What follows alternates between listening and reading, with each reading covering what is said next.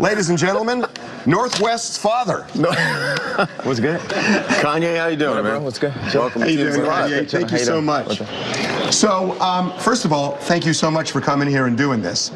I want to start with what everybody is talking about, because I don't think people necessarily understand what happened last week with the Make America Great Again hat. So everybody wants to hear from you, and I want to have a discussion about it. What drove you to that? What was your point? What are you trying to do with the message you're sending? Well, it was really just my subconscious. It was a feeling I had, you know, like people were taught how to think, we're taught how to feel. We don't know how to think for ourselves. We don't know how to feel for ourselves. People say feel free, but they don't really want us to feel free. And I felt a freedom in, first of all, just doing something that everybody tells you not to do. Like, you can't do it for this reason. You can't do this for that reason. So, and, you know, I'm not coming up here to justify anything. It's, you know, you can't tell me nothing. I made the song, you know what I'm saying? Like, you can't tell me what I'm, you know, supposed to do. And also, it's like, the idea of icons and representations, you know, I don't subscribe to icons. You take like the Nazi symbol, if you go to India, it's all over the place, but it doesn't represent that. It represents something different. So for me to wear that hat means I want to make America great in my own way. So, yeah. so were you wearing the hat specifically to show support for Donald Trump? Or was it a bigger statement about free thought? What? I mean, I'm an artist, right? So to ask an artist, there's infinite reasons. There's infinite reasons to the why an artist does something. An artist doesn't need suggestions. An artist needs paintbrush and a canvas. So this opened up a conversation. I'm probably gonna do the least good explanation of why. I'm just connected with the universe, period. You know, I'm just, and that's gonna come off whack. Don't try to wacko-jacko me for saying that, because that's what the media is trying to do. They're attacking me with these smoke screens that I'm not gonna fall for. Like, I see you got Daz Dillinger on here. So they put a media takeout that said the Crips have a hit on Kanye West, right? And I said, wow, this is really like the Malcolm X movie. They're really gonna send some black people to kill me. And then when I read it, it said the Crips are gonna beat Kanye up when they see him. And I was like, oh, that's so dope. They love me. That's like my brother. Your brother beat you up. Like, man, you getting out of line, bro. You tripping. I'm gonna beat you up. I was like, oh, man, that's love, man. Daz loved me, and I love Daz. And so you're not taking this seriously? That's how you took it when you saw the video of Daz saying... Oh, you could live through an ass whooping. You ain't gonna live through, you know, what I think that they're probably the idea is to beat sense into me. But, you know, when you hear about slavery for 400 years, that sounds like a choice. Like, you was there for 400 years and it's all of y'all? You know, like, it's like we're mentally in prison. I like the word prison because slavery goes too direct to the idea of blacks. It's like slavery, Holocaust Jews, slavery is blacks. So prison is something that unites us as one race, blacks and whites being one race. That we're the human race. We're human beings and stuff. And eventually, you know. Can I go back to something you just said? Because I don't want to let it pass. You said that slavery was around for 400 years. At a point, it becomes a choice? Yeah, right now we're choosing to be enslaved. We're like, okay, so Ebro, I FaceTime him, and I'm there with Candace, right? And Ebro starts bringing up his version of facts, right? And Candace has facts. She's researched, right? Candace Owens has facts. She's researched. And then Candace just pulls out her Jedi lightsaber and just, you know, chops Ebro's head off with facts. Then Ebro FaceTimes me the next day, and he's talking about the scoop and poop. He wants to talk about music now. I said, yo, you gonna have Candace on your show? He's like, nah, I'm not. She's mean. So you're gonna stifle her voice, Ebro. You're choosing to enslave people's minds. You're choosing to not let the truth be free. Can I give you my translation of what happened last week and tell me if it's right? Okay. The way I see it, you don't necessarily endorse, embrace the views of Donald Trump as much as you want to show people that they shouldn't be intimidated from showing their true feelings, expressing themselves freely, and that the hat is a lightning rod for this kind of free thought that is lost in our society because people get bullied and shouted down and they're intimidated to the point where they have to shut up. Is that fair? It's the mob. The mob tries to tell you what to think. The mob tries to make all blacks be Democrats for food stamps and stuff. It's the mob. Like, and by the way, you're just talking to the emotion. You know, when you get Candace, ask her, she's going to drop you the facts. We're going to have Candace on in a bit. The kid, if you ask the kid that stood in Tiananmen Square in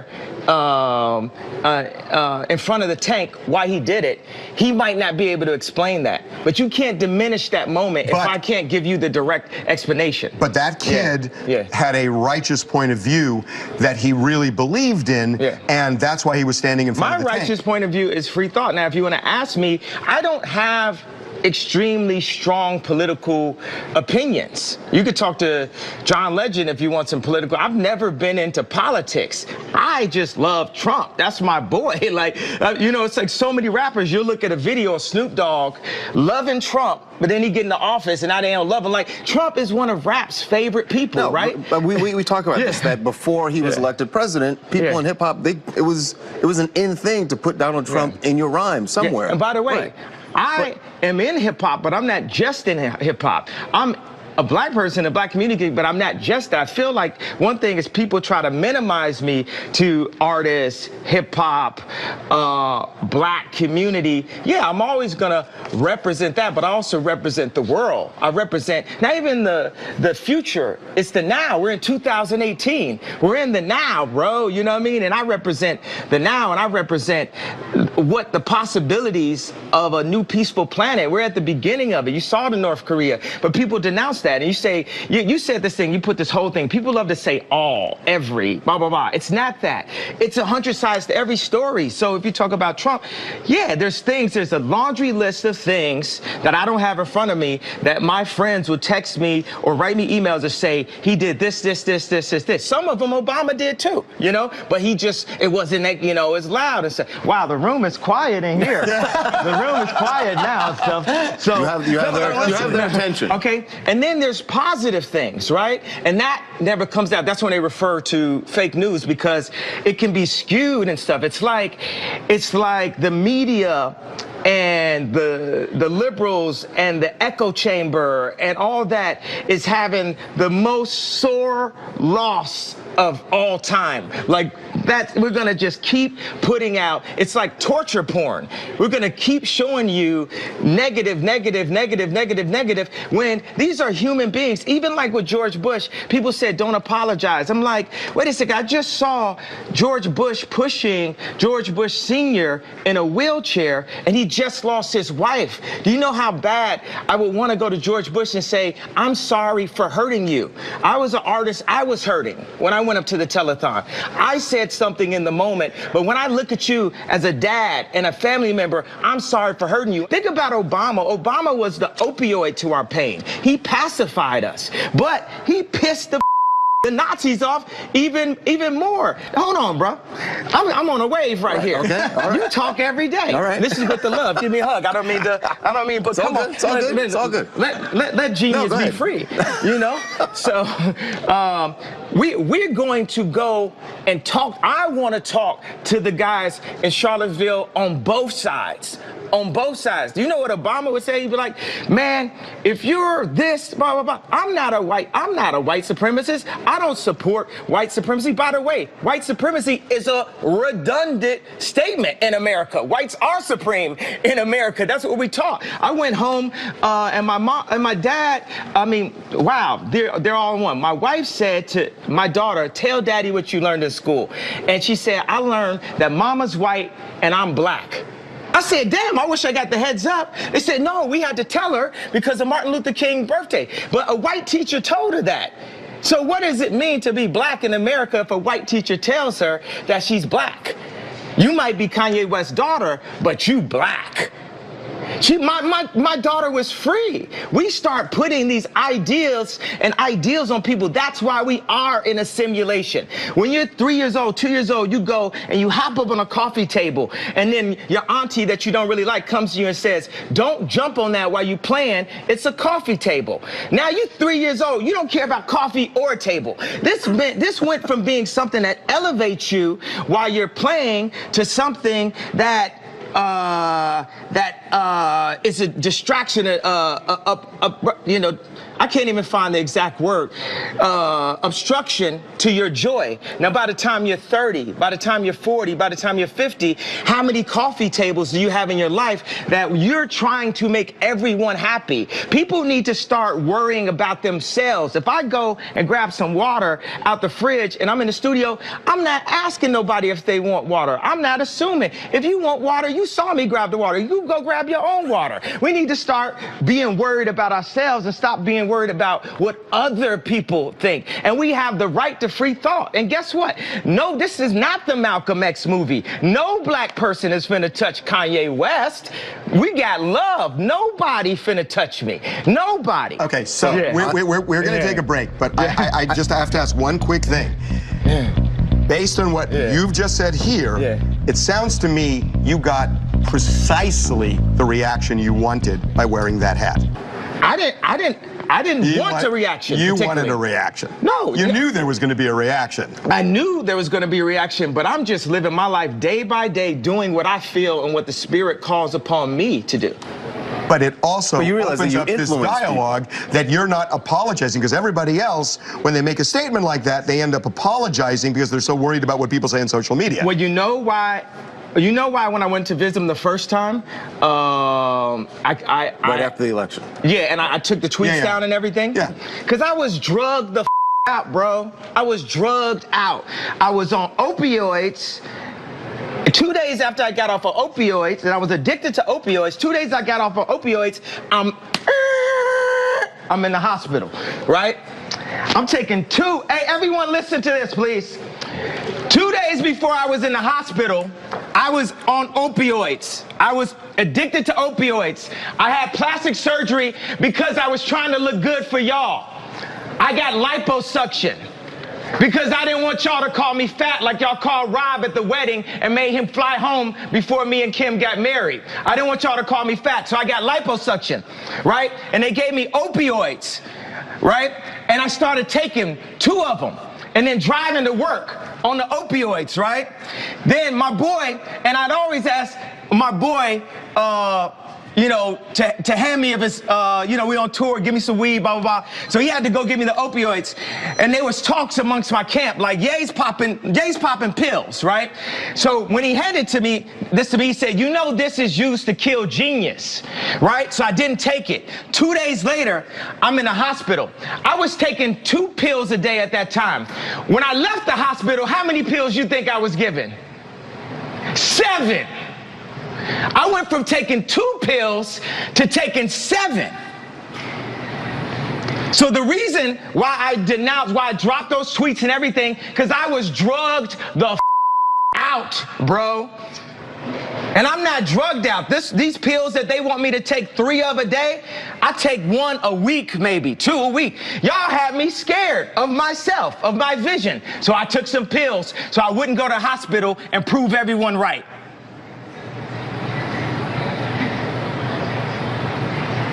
We are drugged out. We are following other people's opinions. We are controlled by the media. And today it all changes. You got Tupac and Lennon in that hallway. Today it all changes. We need to think how to think free. We need to be free thinkers. Then we need to learn how to feel free. People say feel free, but we don't even know how to feel free or think free. Say what you feel, positive or negative. I just got off the phone with J. Cole. He said, how you feel when they said the Crips is gonna kill you? I said, man, that was the headline. But when they said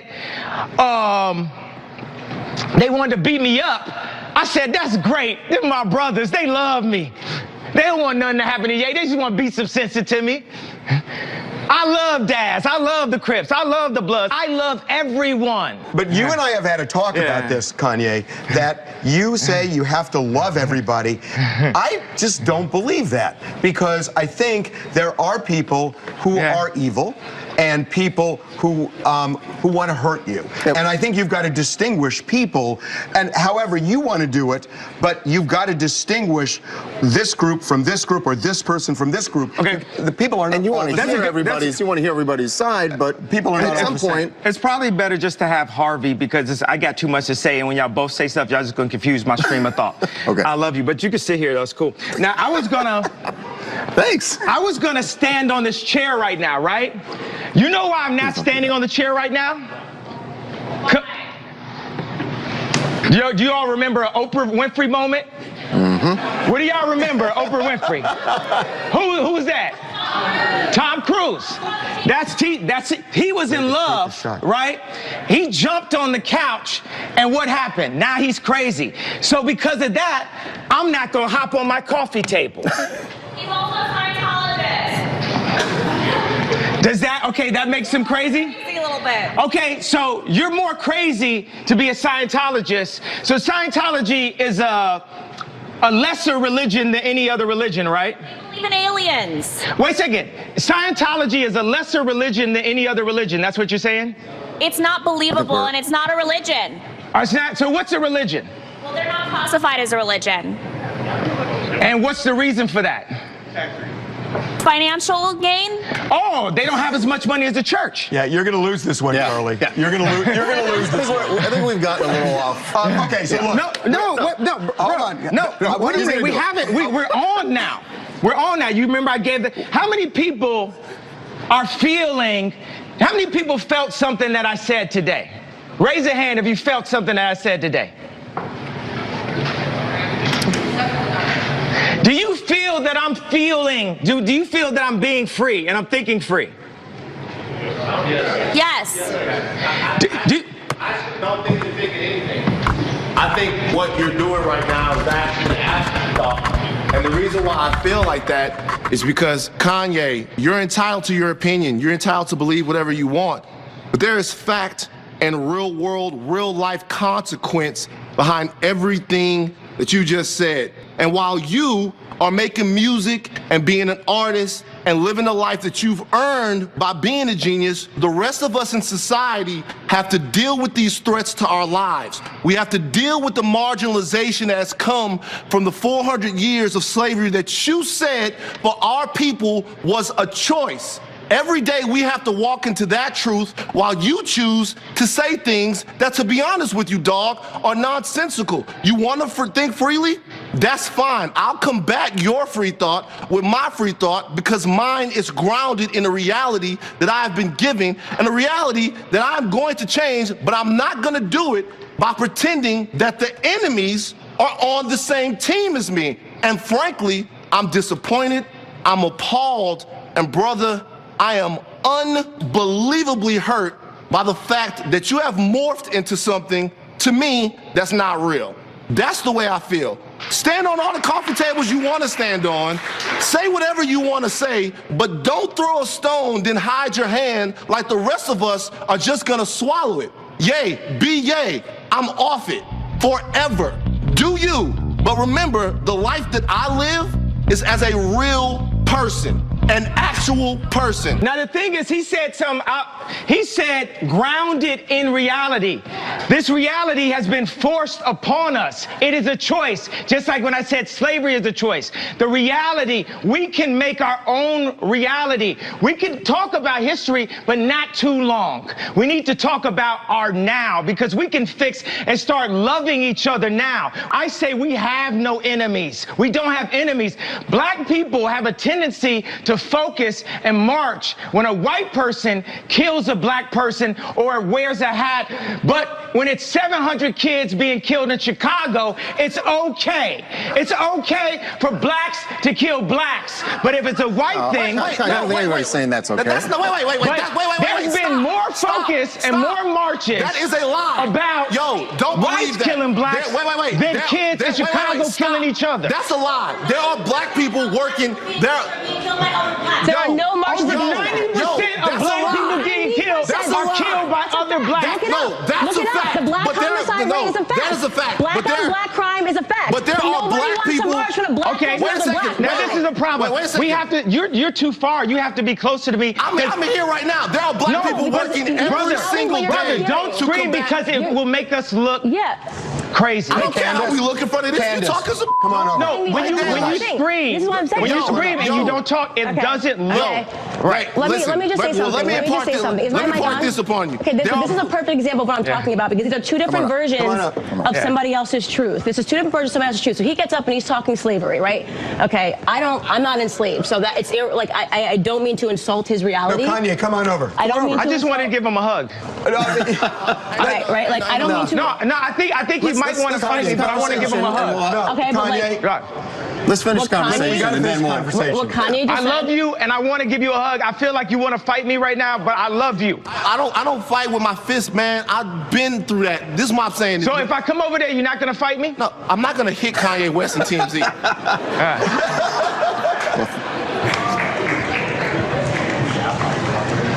Bro, you gotta be responsible, man.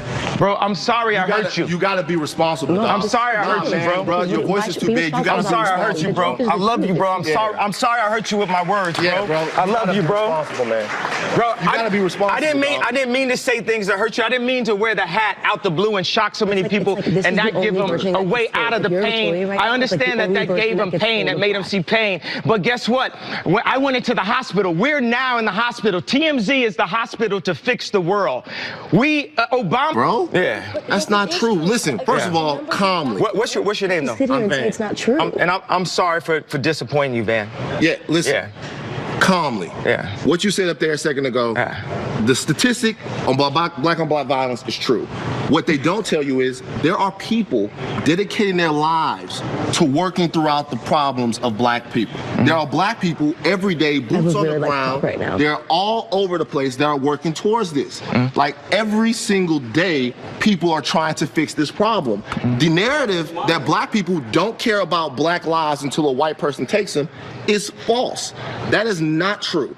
But the problem is the people that are doing this work in communities every day, guys all over the place, they don't get the type of reverence, they don't get the type of shine, they don't get the type of light spotted on them. What I'm trying to say is while we're having all of these conversations about stuff that gets covered on the news, who's gonna talk about what doesn't get covered on the news? Me. Hello. Like to me, for me, for a lot of years, the dude that inspired me to be more than what I was in Baton Rouge, that was you. Ask everybody in this room for years, ask everybody in here, how many times we've had a Kanye West story and I've stood there the only person to defend Kanye West because of what you meant to me, and then after that, you slapped me in my face by getting next to people who mean me harm and who don't even care about the fact, about being honest about the fact that they mean me harm. I think that we have to get next to everyone. If we don't like Trump, we have to talk to them. We have to talk because Trump is a human being also, and he's in a very powerful position, and he's doing a lot of things to actually help business owners be able to go past all these fake laws and rules and things. I mean, Candace can give you the facts better than that, but we need to speak to people. Einstein says the definition of insanity is doing the same thing, expecting a different result. So we keep on saying, I hate you, you. How are we going to get a different result out of hate? Why don't we just try love? Why don't we just try love? Why can't it be okay for an influential rapper in the black community to go up to the president and talk to him about how we can make a change one by one? We have the resources for a peaceful world. I believe that Kim Jong-un didn't believe that Obama was crazy enough to come at him. You know, sometimes you need some crazy to change something. Steve Jobs was crazy. Now we all on Steve Jobs' phones. They say Trump's crazy. They say I'm crazy. But I'm here to show love, and we're gonna make it through. I know I disappointed you today, brother, and I know I disappointed the black community when I wore the hat, and I'm sorry for disappointing you. But like I just told J. Cole on the phone right now, it's a bigger plan, and I'm just doing what the universe told me. Now, I'm not drugged the out, but I did pop a 911 yesterday before I got here to make sure I didn't prove everybody right. So I do think that pharmaceuticals can be extremely helpful. Everything in moderation, though. Kanye, we are going to take a break right now. We are back, and one of the reasons I wanted to do this was forgetting about particular views, issues. The reason I was really interested in doing this with Kanye is because he got me thinking about the notion of free thought, which honestly, on that level, I completely agree with him. I think free thought is almost dead in this country, that people are bullied into feeling a certain way, and if you don't believe what somebody else does, they will bully you and boycott you and try to kill you. And that's what I was connecting with, not specific issues, but you tell us what the root of all of this is. What are we talking about? Are we talking about free thought, free love? What is it? It's free love. It's the spirit. You know, you had, in the office, you had Tupac and John Lennon on the wall. I don't want to be the third one, but I'm willing to be the third one for free love on that wall. You understand what I'm saying? Oh, I hear what you're saying. If I say I love Dr. Jan Adams that performed surgery, my mother's final surgery, people don't want to accept forgiveness and love. Like even Harvey, you said you can't love everyone when we talked about the Jan Adams. And I believe that. But does God want you to love everyone? Well, first of all, do you believe in God? Do you yes, believe in but I don't necessarily think. I know people say that, Kanye. I don't know. I don't know where that comes from. If you start thinking about love and start feeling love and thinking about forgiveness, then you can overcome things. I was able to talk to Kanye last week at some length about this, and it really, and so honestly, this is what inspired me, that I think you're right, that we are a country of intolerance right now. And as long as we are so intolerant that we try to kill people who disagree with us, we are going to destroy ourselves. And you got me thinking about this, and I've been obsessed with it. I think about it in the pool, I think about it at the gym, I think about it when I'm walking, and I think about it at work. And I've been thinking about this, and I think it's a really valid point. That said, there are people out there who still want to hurt you, and the question is, how do you break the wall down, and how do you come together? Right. But I don't think it's necessarily by saying I love you. Right, and that's fair. That's absolutely fair. Okay, we have free thought. I disagree. I think love conquers all. I think love. I know, not think. I know from my bottom of my gut and my soul and my spirit and my subconscious that love is the strongest force in the universe. And right now, we need love. We need the moment when North Korea and South Korea connect. We need the moment when we go down to Charlottesville and we go down and visit, go to those houses. We need to break down race. We talk about race so much, we don't even talk about class. I want to talk about class for a second. There's a class war happening right now too. And the class war might be, the class war is one of the reasons why Trump won, because Obama was so high class that it stopped speaking to the middle and the lower class. He's so classy. And to break the class system, we have to start by loving ourselves, because what you say to somebody is a reflection of how you feel about yourself when you put that energy in the world. I love myself. What you are seeing is actually, this is the most confident I've been since my mom passed. We're going to talk about something that I know you said you had this conversation with Kanye. I'm obviously personally very interested in this, the concept of that black men have to be perfect at all times.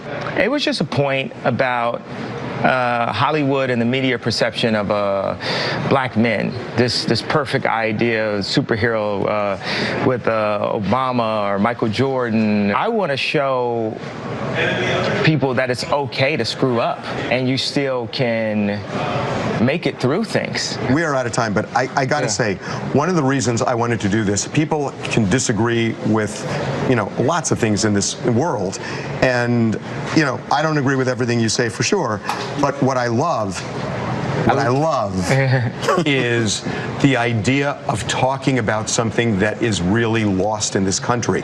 And I know you say free love, and that's important, I know, but free thought to me is hugely important. And I feel like we've lost it. Do you believe in love? I do believe in love. Do you believe love can conquer all?